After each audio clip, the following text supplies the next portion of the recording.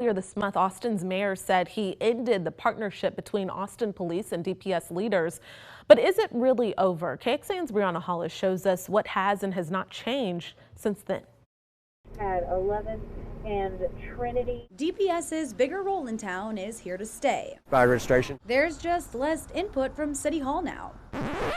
How did we get here? Well, the mayor wanted to cut ties with the agency after a traffic stop that concerned him. Then Governor Abbott doubled down, directing troopers to stay in Austin and adding another 30 of them to patrol the streets, bringing their Austin Violent Crimes Task Force staff total to 130. So what has changed then since the partnership ended when it comes to APD's role with DPS? Is it just fewer meetings at City Hall? Are you both agencies still working together on finding the right areas to deploy and whatnot, and going over crime statistics? Is that still happening? We do communicate, but not as much as we used to when the official partnership happened. I think when there was an official request from the city of Austin, DPS came and talked to our council directly. They came and sat in some of the meetings here at the headquarters, and we chatted about what we're seeing in the community and where we wanted them to be. Now, all of their deployment strategies and their decisions is completely up to them. APD Assistant Chief Jeff Greenwald says the department was disappointed when the partnership ended and pointed to a recent murder arrest where a suspect admitted he stopped burglarizing vehicles when DPS started patrolling Riverside. So it doesn't surprise me at all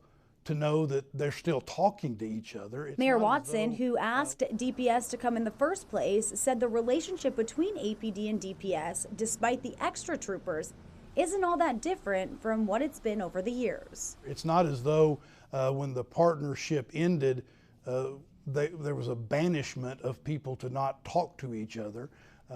That would be silly. Brianna Hollis, KXAN News. And DPS's presence has drawn criticism from community advocacy groups concerned the efforts targeted underserved communities.